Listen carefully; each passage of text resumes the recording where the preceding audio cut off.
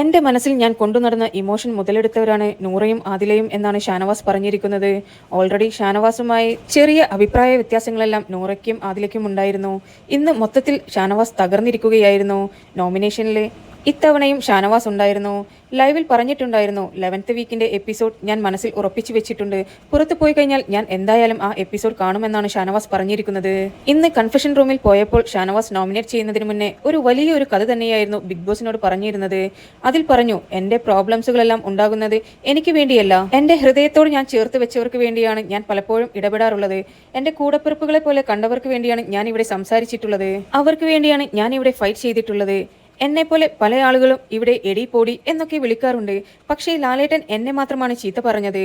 ലാലേട്ടൻ കഴിഞ്ഞ എപ്പിസോഡിൽ എന്നെ എന്തോരം ചീത്തയാണ് പറഞ്ഞിരിക്കുന്നത് എന്നാണ് ഷാനവാസ് പറയുന്നത്.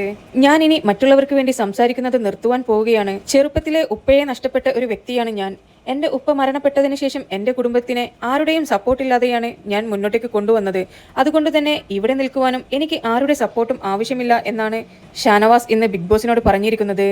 ഇനി ഞാൻ ഇവിടെ ആർക്കു വേണ്ടിയും സംസാരിക്കുകയില്ല. ഇന്നത്തെ ഡേ മുഴുവൻ ഷാനവാസ് വളരെ വിഷമത്തിലായിരുന്നു. വളരെ ഡൗൺ ആയിട്ടാണ് പലയിടങ്ങളിലും ഷാനവാസിനെ കാണാൻ കഴിഞ്ഞത്.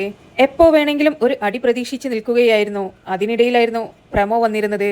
ഇനി ഒരിക്കലും എടി പോടി എന്ന് വിളിക്കില്ല എന്ന് പറഞ്ഞ ഷാനവാസ് ഇന്ന് പ്രമോയിൽ ആദിലയെ എടി എന്ന് വിളിക്കുന്നുണ്ട്. ആ വിളി കേട്ടപാടെ തന്നെ ആദില പറഞ്ഞിട്ടുണ്ട്, എടി പോടി ഒന്നും വിളിക്കാൻ നിൽക്കണ്ട, നിങ്ങൾ ഒരു മെയിൽ ഷോവനിസ്റ്റ് ആണെന്ന് ആദില ഷാനവാസിന്റെ മുഖത്ത് നോക്കി പറഞ്ഞിരിക്കുകയാണ്.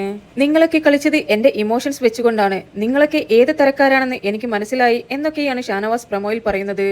നിങ്ങൾക്കുള്ളതെല്ലാം ഞാൻ വയറ് നിറയെ തരുന്നുണ്ട് എന്ന് പറയുന്ന ഷാനവാസിന്റെ മാസ് ഡയലോഗും പ്രമോയിലുണ്ട്. എന്തായാലും ഇതുവരെ ലൈവിൽ ഫൈറ്റുകൾ നടന്നിട്ടില്ല. ഉടൻ തന്നെ ലൈവിൽ കാണുന്നതായിരിക്കും. നിങ്ങൾക്ക് ബിബിയുടെ പുതിയ അപ്ഡേറ്റ്സ് അറിയുവാൻ താല്പര്യമുണ്ടെങ്കിൽ എന്റെ ചാനൽ സബ്സ്ക്രൈബ് ചെയ്ത് സപ്പോർട്ട് ചെയ്യുക.